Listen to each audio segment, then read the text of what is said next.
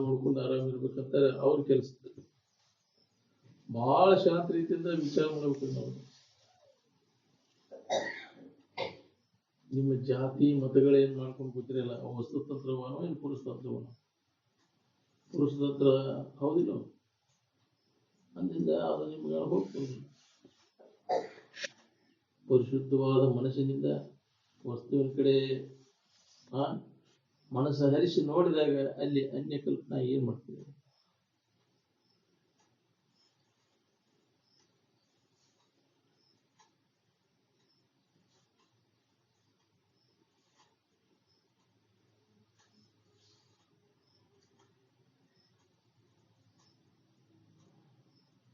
ಭಿನ್ನ ಭಿನ್ನವಾಗಿ ನೀವು ಏನು ಕಲ್ಪಿಸಿಕೊಂಡ್ರು ಸದ್ರೂಪವಾದಂತ ಇರುವಿಗೆ ಯಾವುದೇ ತರದ ಬಾಧೆ ಆಗಿಲ್ಲ. ನೀವು ಕಲ್ಪಿಸಿಕೊಂಡದ್ದು ಯಾವುದು ಉಳಿದಿಲ್ಲ. ವಸ್ತು ಯಾವ ಪ್ರಕಾರದ ಅದೇ ಪ್ರಕಾರ ವಸ್ತು, ಆದ್ರೆ ಆ ವಸ್ತುವಿನ ತಿಳುವಳಿಕೆ ನಮಗೆ. ಯಾವ ಬ್ರಹ್ಮವನ್ನು ತಿಳಿತಾನೋ ಅವ ಬ್ರಹ್ಮನ, ಅವಾಗ ಬ್ರಾಹ್ಮಣ ಅಂತ.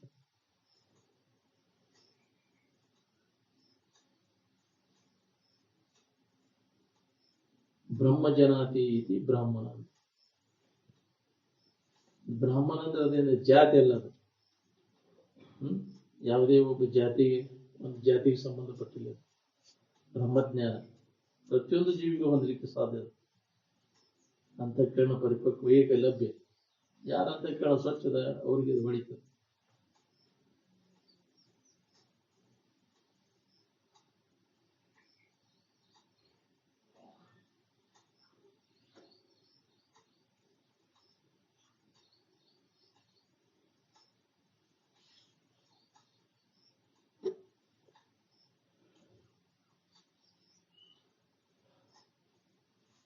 ನೀವು ಇನ್ನೇನು ಕಲ್ಪಿಸ್ಕೊಂಡ್ರೆ ಎಲ್ಲ ಕಲ್ಪನಾ ಅಡಗದ ಹೊರತಾಗಿ ಮೂಲ ವಸ್ತುವಿನ ಅನುಭವ ನಮಗೆ ಆಗುವುದಿಲ್ಲ. ನಾವು ಸ್ವಕಪೂಲ ಕಲ್ಪಿತ ಸಾಮ್ರಾಜ್ಯವನ್ನು ಕಲ್ಪಿಸ್ಕೊಂತ ಹೊರಟು ಬಿಟ್ಟೇವಿ. ಏನ್ ಎಲ್ಲ ಅಧ್ಯಾತ್ಮದೊಳಗಿನ ವ್ಯವಹಾರ.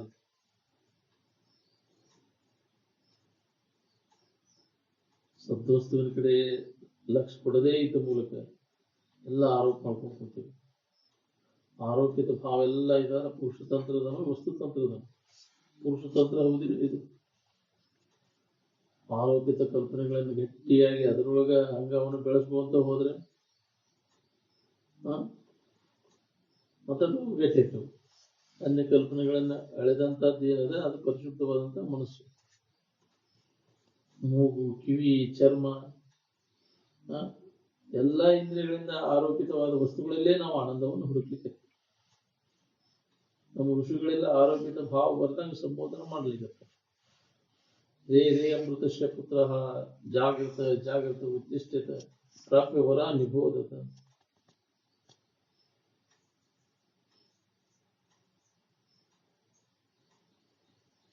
ನಾಮರೂಪ ದಶೆಯಿಂದ ತಲೆ ಕೆಡಿಸ್ಕೊತಿರೋ ಏನು ಮೂಲ ಇರುವಿನ ದಶೆಯಿಂದ ತಲೆ ಕೆಡಿಸ್ಕೊತಿರೋ? ನಾಮರೂಪಗಳು ಇದಕ್ಕಿದ್ದಂಗೆ ಇರುದಿಲ್ಲ. ಅದ ಮೂಲ ಇರುವೇನದ ಇದಕ್ಕಿದ್ದಂಗೆ ಇರ್ತದೆ.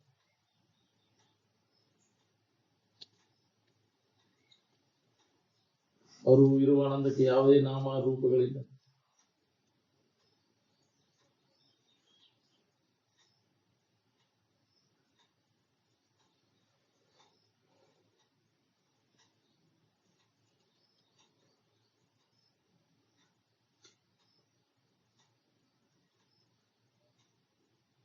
ಮೊದಲು ನಾನು ಅಂತ ನಾಮರೂಪಗಳನ್ನು ಲಕ್ಷಿಸಿ ಅನ್ಕೊಂಡ್ರು, ಏನ ಇರುವನ ಲಕ್ಷಿಸಿ ಅನ್ಕೊಂಡ್ರು ನಾನು ಅಂತ.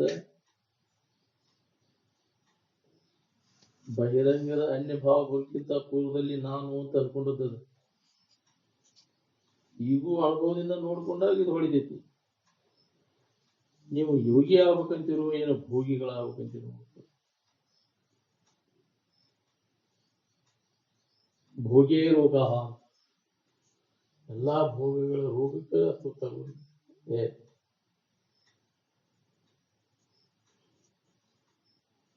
ಯೋಗದೊಳಗೆ ತೊಡಗಿದ್ರೆ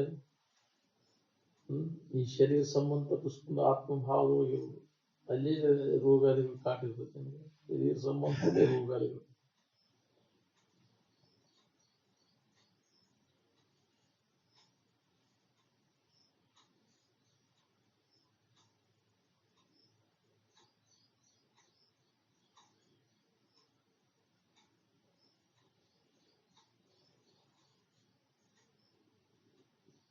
ಸತ್ಯವನ್ನು ನಂಬಿ ಕೆಟ್ಟವರಿಲ್ಲ, ಅಸತ್ಯವನ್ನು ನಂಬಿ ಉಳಿದವರಿಲ್ಲ. ಸತ್ಯ ಕಾಲಬಾಧ್ಯವಾಗಿರ್ತಕ್ಕಂಥದ್ದು ವಸ್ತುವಿಗೆ ಸತ್ಯ ಅಂತ. ಮೂರು ಕಾಲದವರು ಕೆಡಲಾದಂತಹ ವಸ್ತು. ಸದ್ರೂಪಗಣ್ಯವಾಗಿ ಎಲ್ಲ ಆರೋಪ ಮಾಡ್ಕೊಂಡು ಯಾವ ವಸ್ತುವಿನ ಕಡೆಗೆ ಮನಸ್ಸು ಹೋಗ್ತತಿ ಅದ ಆಕಾರ ಹಾಕೊಂಡು ಯಾವುದೇ ವಸ್ತುವಿನ ಕಡೆ ಮನಸ್ಸು ಹೋಗ್ತೈತೆ ಅಂದ್ರೂ ಅದ್ರ ಉದ್ದೇಶ ಆರಾಮ್ ಇರ್ಬೇಕು ಅನ್ನೋದೈತಿ. ಆದ್ರೆ ಅದ್ರಾಗ ಐತೋ ಇಲ್ಲೋ ಅನ್ನೋದು ಸರಿಯಾಗಿ ಪರಿಶೀಲನೆ ಮಾಡ್ಕೊಂಡು ನೋಡ್ಕೊಡಿ. ಇಂಥದ್ರಾಗ ನನಗೆ ಖಾಯಂ ಸಿಗ್ತೈತೆ ಅಂದ್ರೆ ಮನಸ್ಸು ಅಲ್ಲೇ ಓಡ್ತೈತಿ. ಅದು ಇರ್ಲಿಲ್ಲ ಅಂತಂದ್ರೆ ಮನಸ್ಸು ಅಲ್ಲಿ ಹೋಗುದಿಲ್ಲ. ಅದಕ್ಕೆ ಈ ವಿಷಯ ವಸ್ತುಗಳಲ್ಲಿ ಅದಿಲ್ಲ ಅನ್ನೋದು ಖಾತ್ರಿ ಮಾಡ್ಕೋ. ಅತ್ತಾಗ ವಿಷಯ ಚಿಂತನೆ ಕಡಿಮೆ ಆಗೈತಿ. ಸಿಗ್ತೈತಿ ಅನ್ನೋ ಬುದ್ಧಿ ಇತ್ತಂದ್ರೆ ಒಳ್ಳೆ ಅದನ್ನ ನೆನಪು. ಬಾಳೆದಾಗ ಸುಖ ಸಿಗ್ತೈತಿ ಅನ್ನೋ ಬುದ್ಧಿ ಇತ್ತು, ಬಾಳೆ ನೆನಪಿನಾಗ ಇರ್ತೈತಿ. ಮನಸ್ಸು ತಾನ ಕಲ್ಪಿಸ್ಕೊಂಡು ತಾನ ಅಡಗಿಸೋದು ಎಲ್ಲ ಮನುಷ್ಯನಿಗೆ ಅದ. ಮನಸ್ಸು ತನ್ನ ವಿಕಾರಗಳನ್ನ ಆರಾಮಿಗೆ ಹಚ್ಚುದಿಲ್ಲ, ಎಂದು ಹಚ್ಚಿಲ್ಲ, ಹಚ್ಚಲಿಕ್ಕೆ ಆಗೋದಿಲ್ಲ. ದೇಹ ಭಾವದಿಂದ ಮುಕ್ತ ಯಾವ ಇರ್ತಾನ ಅವನು ಪರಹಿತವನ್ನು ಸಾಧಿಸ್ತಾನೆ.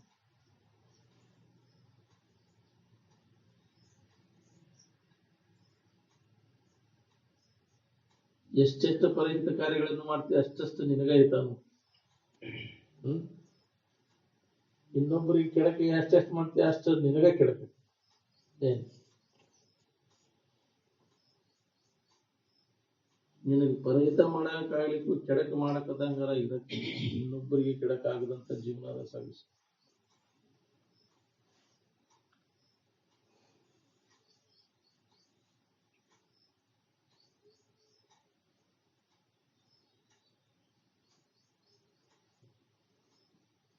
ನಾಮರೂಪಗಳನ್ನೆಲ್ಲ ಕೈಬಿಟ್ಟು ಸತ್ಯದಲ್ಲಿ ಯಾವ ಬೆರೆತ್ಕೋತಾನ ಅವನಿಗೆ ಸ್ವಪೀತಿ ಅಂತ ಹೆಸರು ಬಂತು.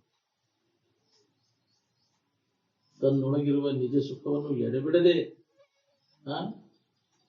ಒಡಗೂಡುವಂತಹ ತಪಸ್ಸು ಯಾರಿಗೂ ದುಃಖವನ್ನು ಕೊಡುವುದಿಲ್ಲ. ಯಾವಾಗಲೂ ಸುಖ ಶಾಂತಿಯನ್ನು ಅನುಭವಕ್ಕೆ ತಂದು ಹೊರಸುಪ್ತಿಯನ್ನು ಸಾಧಿಸಬೇಕನ್ನೋ ಸಾಧನದೊಳಗೆ ಯಾರು ದುಡಿಗಿರಿ ಹೊರ ಜಾಗ್ರ ಹೊರ ಸ್ವಪ್ನ ಅದೆಲ್ಲ ಒಂದ ಈ ಸೂರ್ಯಾವಸ್ಥೆಗೆ ಅಂತಾರೆ.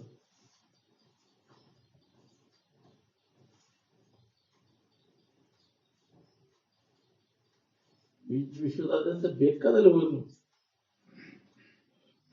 ಶರೀರ ಭಾವ ಹೋಗಿ ತನ್ನ ಭಾವ ಬರೋ ತನಕ ದುಃಖದಿಂದ ಬಿಡುಗಡೆ ಆಗುವುದಂತೆ ಸಾಧ್ಯನೇ.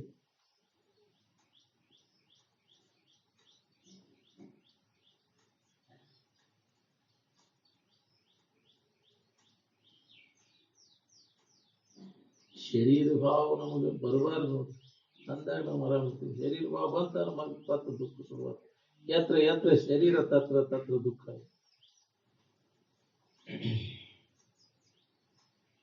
ಎದ್ರ ದಶೆಯಿಂದ ನಾವು ಬೇಕಾಗತ್ತೀವಿ ಅನ್ನೋದನ್ನ ಯಾರು ವಿಚಾರ ಮಾಡಿದ್ರು?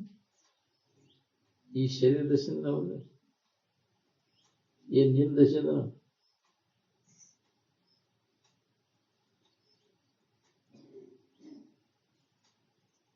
ಆರಾಮ್ ಬೇಕಾಗಿತ್ತ ಅವ್ರು ಹೊರಗೆ ಎಲ್ಲಿ ಹೆಣಿಕ್ ಹಾಕೊಂಡು ನಿನ್ನೊಳಗೆ ನೀನು ಹುಡುಕೊಂಡು ಎಡೆಬಿಡದೆ ಅಭ್ಯಾಸ ನಡಿಬೇಕಿತ್ತು. ತನ್ನ ತಾನು ಎಡೆಬಿಡದೆ ಆರೆಯಲು ಅರಿಯದಾತನಿಗೆ ಪಡೆಯುವುದಾಗದು ನಿಜ ಸುಖವನ್ನು.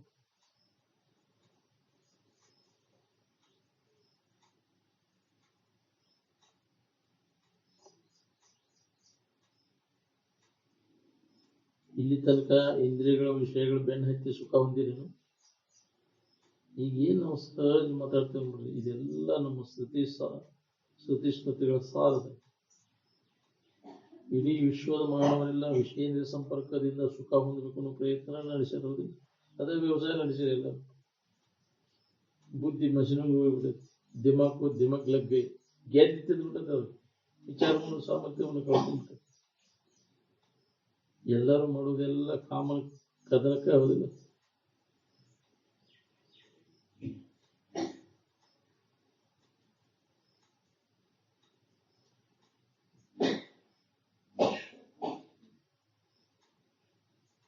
ವಿವೇಕ ನಿನ್ನಲ್ಲಿ ಜಾಗೃತಿ ಇತ್ತಂದ್ರೆ ಇದ್ರ ಬೆಣ್ಣೆ ಹಾಕತ್ತಿದ್ದಿ.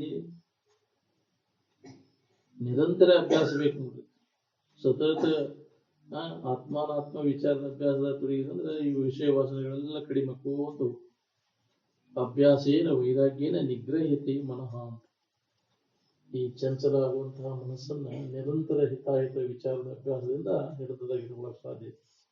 ಬಾಕಿ ಆ ಯೋಗ ಈ ಯೋಗ ಹಠಯೋಗದಿಂದ ಅದ್ರಾಗ ಕಾಲ ಕಳೆದ್ರೆ ಮನಸ್ಸನ್ನ ಹತೋಟಿ ಇಟ್ಕೊಳಕ್ ಬರ್ತದೆ.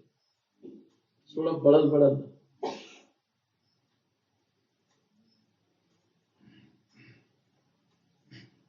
ನಿದ್ದೆ ಮಾಡಿ ಎದ್ದ ಮೇಲೆ ಪುನಃ ನಿದ್ದೆ ಮಾಡಕ್ ಬರ್ತೈತೆ.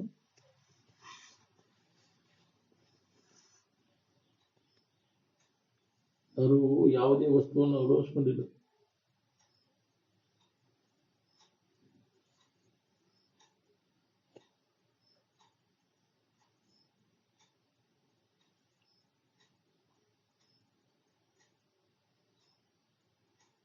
ನಮ್ಮಪ್ಪ ಪ್ರಜ್ಞಾಸ್ಥಿತನಾಗಿದ್ದು ಇನ್ ದೊಡ್ಡ ಮಡಿಗೆ ಆಟ ಹಚ್ಚಿತ್ತು. ಹೊರಗೆ ಏನಾರು ಮಾಡ್ಕೊತ ಕೂತು ಅಂತ. ಹೊರಗೆ ಏನೂ ನಂದು ಕೆಲಸ ಇಲ್ಲ ಅನ್ನೋ ಒಂದು ಕೆಲಸ ಇಲ್ಲ. ಒಳಗೆ ಆಂತರಿಕವಾಗಿ ಅಭ್ಯಾಸ ಮಾಡೋ ಕೆಲಸ. ಹೊರಗೆ ಹೇಳಿಕೆ ಹಾಕಿದ್ರೆ ಮತ್ತೆ ಆರಾಮ ಪ್ರಾಪ್ತೀನಿ. ಯಾವ ಋಷಿ ಆಶ್ರಮದೊಳಗೆ ಹೊರಗಿನ ಆಡಂಬರ ನಡೆಯುತ್ತೆ. ಅನುಭವ ವಿಷಯಕ್ಕೆ ಯಾರು ಬಿಡನೂ ಇಲ್ಲ. ಮತ್ತೆ ಅನುಭವೀಕ ದೃಷ್ಟಿಯಿಂದ ನೋಡೋರಷ್ಟೇ ನಾವು. ಎಲ್ಲಿ ಯಾವ ಶ್ರುತಿಪತಿ ಮನಸ್ಸೋರಲ್ಲ. ನಿದ್ದೆ ಮಾಡ್ಬೇಕಾದ್ರೆ ಯಾವ ಸ್ಥಿತಿ ನೋಡಿ ನಿದ್ದೆ ಮಾಡ್ತೀರಿ ಅಂದ್ರೆ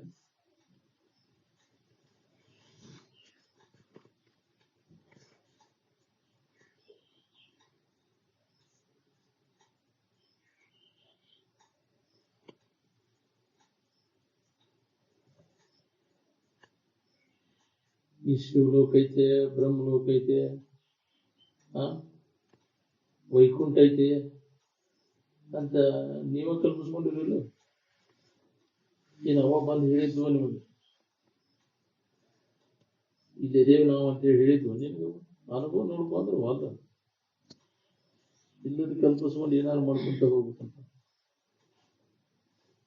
ಆನುಪಾನಗೊಂಡ ಇರುವ ನನ್ನ ಮಗಳ ಅಂದ್ರೆ ಕೈ ತಿರ್ಕೊಂತ ಸೌಭಾಗಿ ಹೋಗ್ಬೇಕಂತ. ಆರಾಮಿರೋದು ಬಿಟ್ಟು ಅನುಭವ ತಂದು ಕೊಟ್ಟದನ್ನ ಅದನ್ನ ಅನುಭವ ತಗೊಂಡಿರೋ ಪ್ರಯತ್ನ ಮಾಡಿ ಮತ್ತೆ ಅದನ್ನ ಬಿಟ್ಟುಕೊಟ್ಟು ಯಾರ ಏನಾರು ಹೇಳಿದ್ದು ಯಾವ್ದಾರು ಪುಸ್ತಕದಾಗ ಬರೋದು ನೋಡ್ಕೊಂತ ಹಂಗೆ ತಿಳ್ಕೊತ ಇದ್ದೇವೆ. ಅದಕ್ಕೆ ಹೊಸಬಾಗಿ ನೋಡ್ಕೊತ ಹೋಗೋರು ಹೋಗಿ ನೀವು. ಅವ್ರು ಏನ್ ಹೇಳ್ತಾರೆ ಇವ್ರು ಏನ್ ಹೇಳ್ತಾರೆ ಎದ್ರ ಮ್ಯಾಗೂ ನಂಬಿಗಿಲ್ಲ. ಅದೇ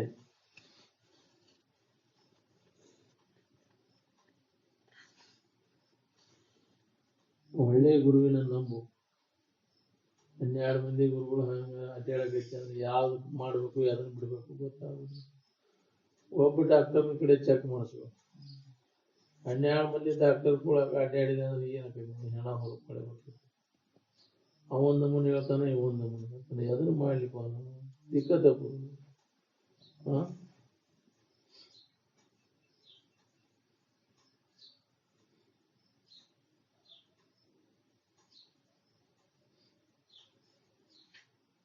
ವಿಷಯಗಳ ನೆನಪು ಮಾಡೋದು ಒಂದು ದೊಡ್ಡ ಪಾಪ. ಯಾಕಂದ್ರೆ ವಿಷಯ ಧ್ಯಾನದಾಗ ಬುದ್ಧಿ ಕೆಟ್ಟ ಹೋಗ್ತೈತಿ, ಹುಚ್ಚಿಡ್ದು ಹೋಗ್ತೈತಿ. ಅತಿಯಾದ ವಿಷಯ ಚಿಂತನೆಯಿಂದ ಸಮಾಧಾನ ಶಾಂತಿ ಬೇಕಾಗಿದ್ದ ವಿಷಯ ಚಿಂತನೆಯನ್ನು ಕೈ ಬಿಡೋದು. 4 ಕೊಪ್ಪರು ಹುಗ್ಗಿ ಹಾಕಿ ದಡಬಡ ದಿಂಗಿಯರು ಕೂಡಿ ಹೊಡೆದು ಹೋಗ್ಬಿಟ್ರೆ ಮಹಾತ್ಮರು ಪುಣ್ಯತಿಥಿ ಮಾಡಿದಂಗೆ. ಎಲ್ಲ ಊರಾಗ ಇದನ್ನು ಮಾಡಾತಿರ್ಲಿಲ್ಲ. ಅವ್ರು ಹೇಳಿದ ವಿಚಾರಗಳನ್ನು ಶ್ರವಣ ಮಾಡೋದು, ಮನನ ಮಾಡೋದು, ನಿಧಿಧ್ಯಾಸನ ಮಾಡಿ ಅದನ್ನು ಹೊಂದಬೇಕು ಅನ್ನುವಂತ ಇಚ್ಛಾ ಯಾರಿಗಿತ್ತು?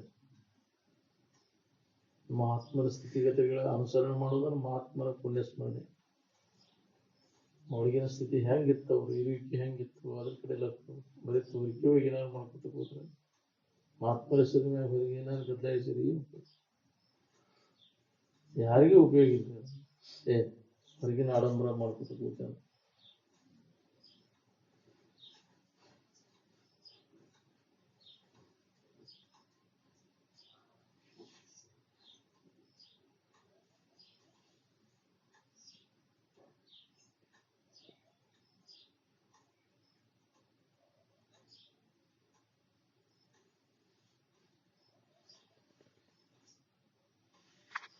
ಈ ಹೆಣ ಹಿಡ್ಕೊಂಡು ಏನಾರ ಮಾಡ್ಕೊತ ಕೂತ್ರ ಅಧ್ಯಾತ್ಮ ಅಂತಾರೇನ್ರಿ ಅದಕ್ಕೆ?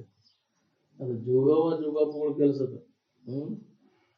ಗೊಂಬಿ ಇಟ್ನೆ, ಫೋಟೋ ಇಟ್ನೆ, ಅದಕ್ಕೊಂದು ಗುಡಿ ಕಟ್ಟಿನೆ, ಹೇಗ್ರಿ ಆಶ್ರಮ ಮಾಡ್ಕೊಂಡು ಕೂತ್ನೆ, ಈ ವಿಚಾರ ನಡಿಬೇಕಿಲ್ಲ ಅಲ್ಲಿ. ಬರೀ ಅದನ್ನ ಮಾಡ್ಕೊತ ಕೂತ್ರೆ ಅದ್ರ ಅಭಿಷೇಕ ಮಾಡೀನಿ, ಜಾತ್ರೆ ಮಾಡೀನಿ, ಮಾಡಿ ಉಪಯೋಗ ಯಾರಿಗೆ ಕಲ್ಯಾಣ ಆಕೈತಿ ಹೇಳಿ? ಈ ಅದನ್ನ ಹೇಳಿದ್ದನ್ನ ಅನುಕರಣೆ ಮಾಡ್ಬೇಕು, ಏನ ನಮಗ್ ತಿಳಿದಂಗ ಮಾಡ್ಕೊತ ಹೋಗ್ಬೇಕು. ಹೊರಗೇನಾದ್ರು ಮಾಡಂತ ಹೇಳ್ಯಾರ? ಹೊರಗಿಂದ ಏನು ಕೆಲಸ ಇಲ್ಲ. ಶರೀರ ಚೆತ್ತ ಗೇಟ್ ಬೇಕು ಕಷ್ಟ ಮಾಡ್ಕೊಂಡು ಮತ್ತೆ ನೀನು ಒಳಗೆ ಆಂತರಿಕವಾದ ಅಭ್ಯಾಸ ಕೊಡೋದು. ಶರೀರ ಎಲ್ಲರ ಯಾಕಿರೋದ ಪ್ರಾರಬ್ಧ ಕರ್ಮಕ್ಕನುಸಾರ ಅದನ್ನ ಅಲ್ಲಿ ಹೋಗ್ಬೇಕು ಇಲ್ಲಿ ಹೋಗ್ಬೇಕು ಅನ್ನೋದ್ರ ಎದಕ್ಕೆ? ಎಲ್ಲಿ ಹೋಗೋದು ಇಲ್ಲ, ಬರೋದು ಇಲ್ಲ. ಅದ ಚಿಂತೆಯಾಗಿ ಕಾಲ ಕಳಿಸೋಗ್ಬೇಕು. ಇದ್ದದ್ದನ್ನು ಮರ್ತು ಬಿಡ್ತು, ಇದ್ದ ವಸ್ತುವಿನ ಕಡೆ ಎಲ್ಲ ಕೂಡ ಅಲ್ಲಿ ಯಾವ ಎಲ್ಲಾರು ಹೋಗ್ಬೇಕು ಬರ್ಬೇಕು ಅನ್ನೋ ಭಾವ ಬರೋದಿಲ್ಲ.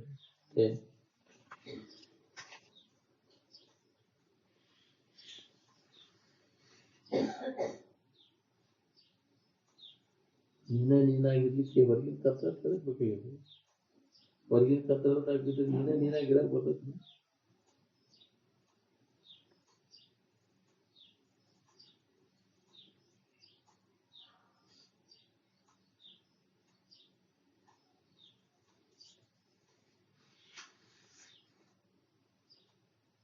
ಈ ಶರೀರ ಯಾತ್ರಾದಿಂದ ಯಾರು ಏನೂ ಚಿಂತೆ ಮಾಡುವ ಅವಶ್ಯಕತೆ ಇಲ್ಲ ನೋಡಿ. ಅದು ಏನ್ ಮಾಡಿರ್ತೈತಿ ಅದನ್ನ ಊಟ ಮಾಡೇ ಹೋಗ್ಬೇಕು. ಮಾಡಿದ ಬುತ್ತಿ ಕಟ್ಕೊಂಡು ಹೋಗೋದು, ಅದನ್ನ ಉಂಡ ಹೋಗೋದು. ಎಂಥದ್ದು ಮಾಡಿರ್ತೈತಿ ಅಂಥದ್ದನ್ನು ಉಂಡ ಹೋಗ್ತೈತಿ. ಮಚ್ಚಲಿ ಹೊಡ್ಸ್ಬೋದಿದ್ರೆ ಮಚ್ಚಲಿನೂ ಹೊಡ್ಬೋದು, ಹೂವಿನಾರ ಆಗ್ಬೋದು, ಹೂವಿನಾರನ ಹಾಕ್ಬೋದು. ನೀ ಏನ್ ಮಾಡಿರ್ತೀಯ ಅದು ನಿಮ್ಗೆ ಬರ್ತೈತಿ. ಯಾರಾದ್ರೂ ಹಿಗ್ಗುಗಳನ್ನು ಹೊಡೆಸ್ಕೊಂಡು ಕುಗ್ಗೋಂಗಿಲ್ಲ, ಹೂವಿನಾರ ಹಾಕಿಸ್ಕೊಂಡು ಹಿಗ್ಗೋಂಗಿಲ್ಲ. ಹಿಗ್ಗುಗಳನ್ನು ಹೊಂತ ಅಂದ್ರೆ ಅಭಿಮಾನ ಬಳಕೆ. ಇದು ಅಭಿಮಾನ ಇದ್ದವಾಗ ಇದು ಹತ್ತದ, ಅಭಿಮಾನ ಎಲ್ಲ ಕೈ ಬಿಟ್ಟವಾಗ ಇದು ಹತ್ತದ. ನಿಜವಾದ ಮಾಡ್ಕೊಳ್ಳೋಕೆ ಸಾಧ್ಯ. ಅಭಿಮಾನ ಸೂಡ ಮುಕ್ತಿ ರೋಕಡ. ಎದರ ಅಭಿಮಾನನೂ ಇರಬಾರ್ದು ನಿನ್ನ ಬಿಟ್ಟು. ನಿನ್ನ ಅಭಿಮಾನ ನಿನಗಿರಲಿ. ಸದಾಭಿಮಾನ ಅಂತ ನಮ್ಮ ಬಗ್ಗೆ ಇರುವಂತ ಅಭಿಮಾನ. ನಾವಂದ್ರೆ ಈ ದೇಹ ಅಲ್ಲ, ಈ ಮಧ್ಯಂತರದಲ್ಲಿ ತೋರಿದಂತ ದೇಹ ನಾನಲ್ಲ. ಯಾವಾಗಲೂ ಇರುವ ಆನಂದ ಸ್ವರೂಪ ಅದರ ಅಭಿಮಾನ ಇರಲಿ.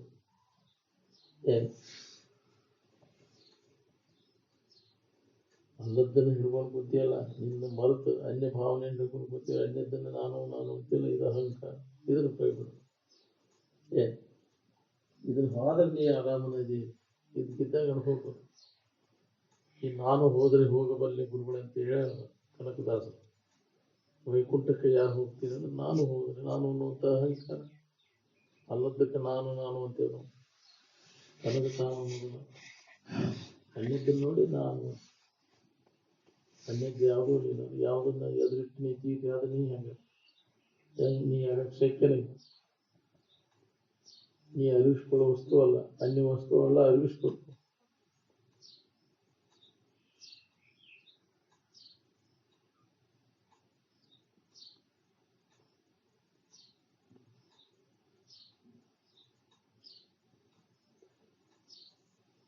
ಪೂಜಾ ನಿಯಮಗಳನ್ನು ನೀವು ಕಲ್ಪಿಸ್ಕೊಂಡಿರಲಿಲ್ಲ. ಹಿಂಗೆ ಮಾಡಿದ್ರೆ ಹಿಂಗಾಕೈತಿ ಅಂತ ನೀವೇ ಕಲ್ಪಿಸ್ಕೊಂಡು ಇನ್ನೇನು ಮಾಡ್ಕೊತ ಹೋಗ್ತೀವಿ.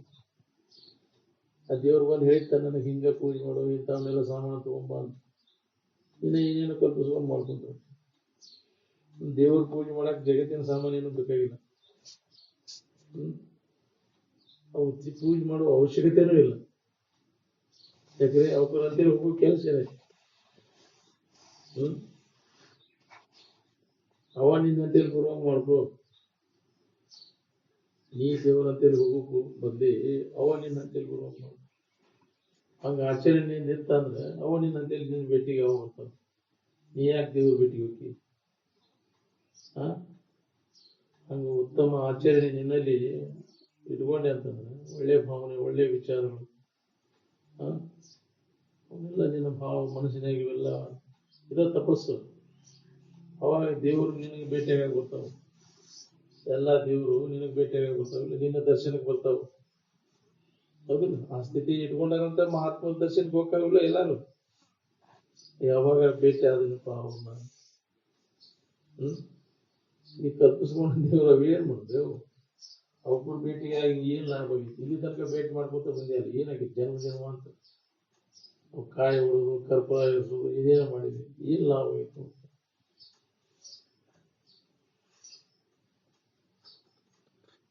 ಬೆಂಕಿ ಬುದ್ಧಿಯವರು ಮಾಡ್ಕೊಂಡು ಕಸಬ, ಇಲ್ಲಿ ಕಲ್ಪಿತ ದೇವತೆಗಳನ್ನು ಮಾಡ್ಕೊಂಡು ಅವು ಕಲ್ಪಿತ ಪೂಜೆ ಮಾಡಿ ಅವನ್ನೆಲ್ಲ ಸಾಮಾನು ಇವನ್ನೆಲ್ಲ ಇವತ್ತು ಚೂರು ಚೂರು ಸಾಮಾನು ಬೇಕು. ತನ್ನ ಬಳಕೆ ಮಾಡಕ್ ಹೋದಿಲ್ಲ, ಅವ್ನು ಬೇಡ್ತಾವ ಅಂತೇಳಿ ಅವ್ನು ತಂದು ಕೊಡ್ದಂತ ಅದ್ರ ನಿನಗೆ ಹೆಚ್ಚು ಪುಣ್ಯದ ಫಲ ಬರ್ತೈತಿ ಅಂತ ಅನ್ಕೋಣ. ಅವು ಪ್ರೆಸರ್ ಮ್ಯಾಗ ತಾ ಚೇಂಜ್ ಮಾಡ್ಕೊಂಡು ಅಡ್ಯಾಡ.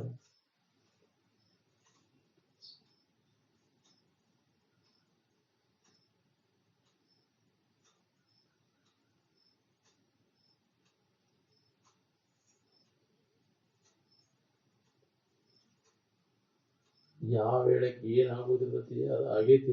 ಬಾರದು ಬಪ್ಪದು, ಬಪ್ಪದು ತಪ್ಪದು ಅಂತ ಅದನ್ನ ಯಾರಿಗೂ ತಪ್ಪಿಸ್ಲಿಕ್ಕೆ ಬರ್ತದೆ. ಅದಕ್ಕ ವಿಧಿ ಅಂತಾರ. ಏನ್ ವಿಧಿ ಲಿಖಿತ ಅಂತಾರಲ್ಲ, ನೀ ಮಾಡಿದ ಪ್ರಾರಬ್ಧ ಕರ್ಮಕ್ಕನ ವಿಧಿ ಅಂತಾರ. ಏನ್ ವಿಧಿ ಬೆನ್ ಹತ್ತಿಪ್ಪ ಅಂತಿರ್ತಾರೆ. ಕೆಟ್ಟ ಕರ್ಮಕ್ಕ ವಿಧಿ ಅಂತಾರ. ಯಾಕ್ರಿ? ಚಲೋದಿತ್ತಂದ್ರ ಅವನು ನಶಿಪ್ಪ ಅಂತಾರ, ದೈವ ಅಂತಾರ. ನೀ ಮಾಡಿದ ಕರ್ಮನ ಅದು.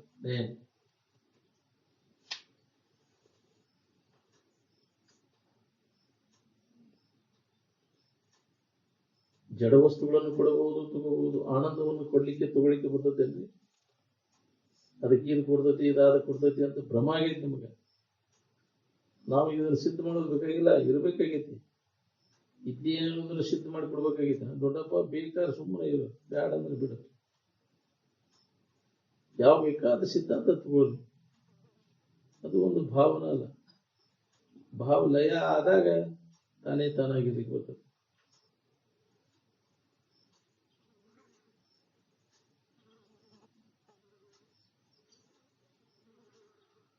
ಏನಾರ ಭಾವಿಸ್ಕೊತ ಕೂತ ಸಮಾಧಾನ ಇರ್ತೈತೆ, ಭಾವನೆಗಳನ್ನೆಲ್ಲ ಕೈ ಬಿಟ್ಟಾಗ ನಿಮ್ಗೆ ಸಮಾಧಾನ ಇರ್ತೈತೆ.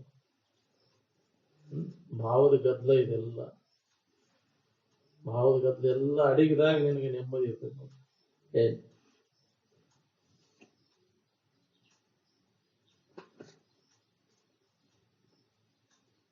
ಭಾವನೆಗಳು, ಕಲ್ಪನೆಗಳು ಎಷ್ಟೆಷ್ಟು ನಿನಗೆ ಕಡಿಮೆ ಅಂತ ಹೋಗ್ತಾವ, ಅಷ್ಟಷ್ಟು ಆನಂದದ ಅನುಭವ ಆಗ್ಲಿಕ್ಕೆ ಶುರು ಮಾಡ್ತೀವಿ.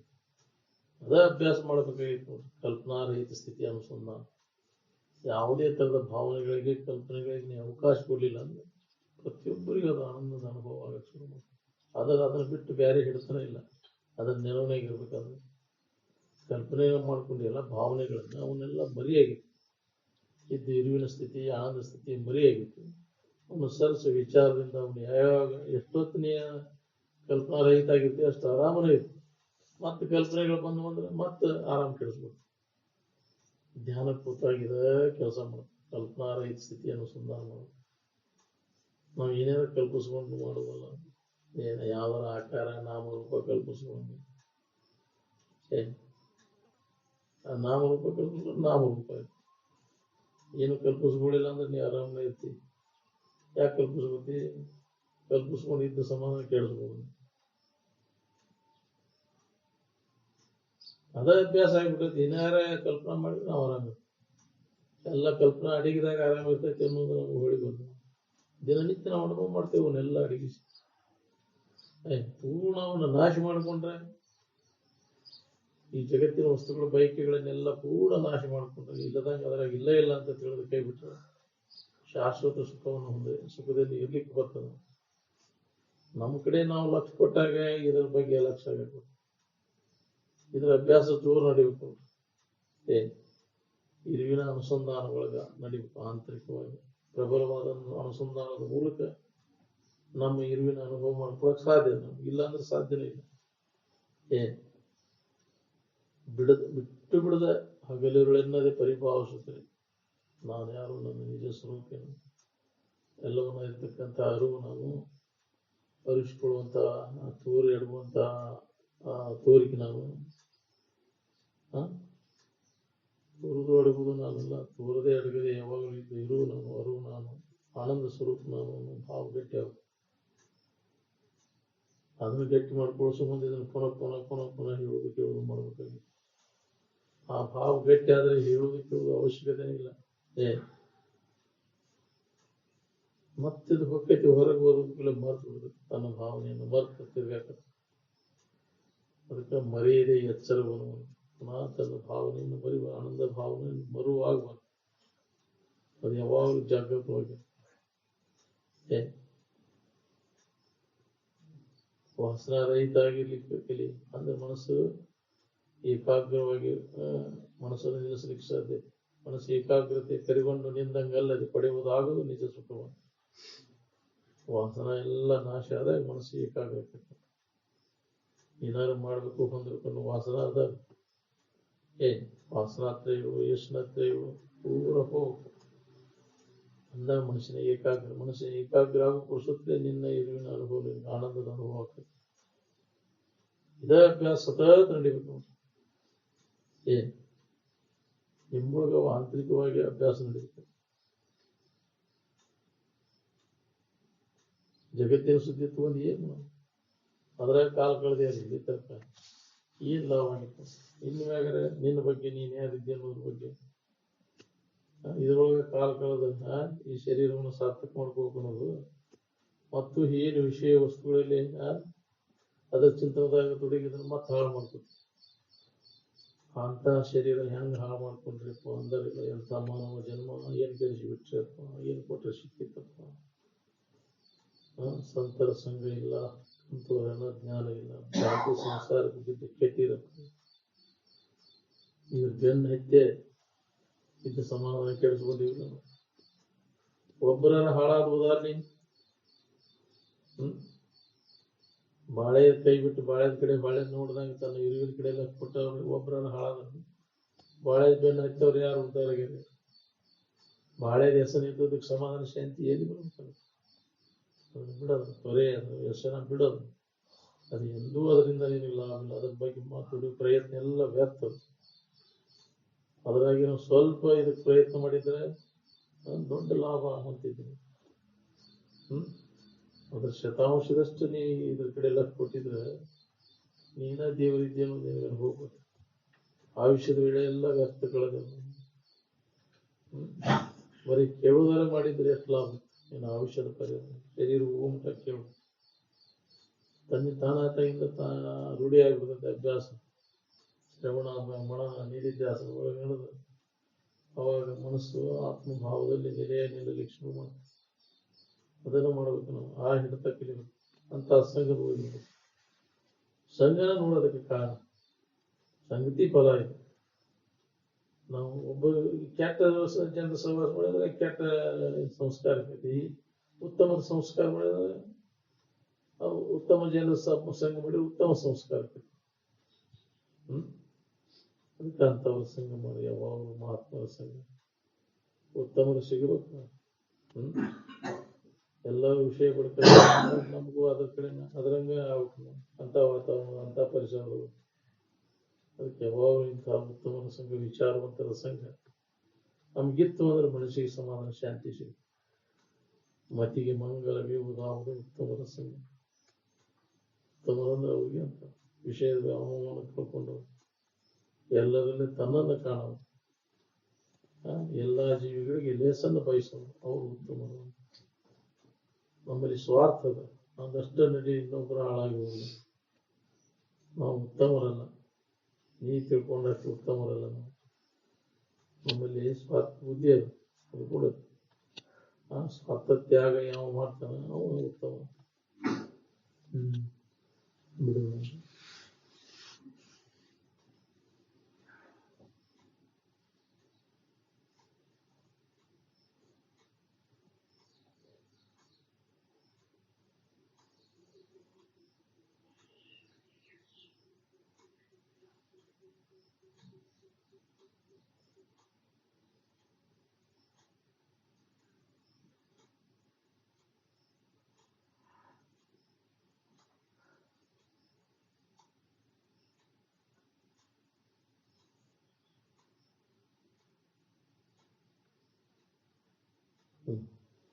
साधु संत महाराज को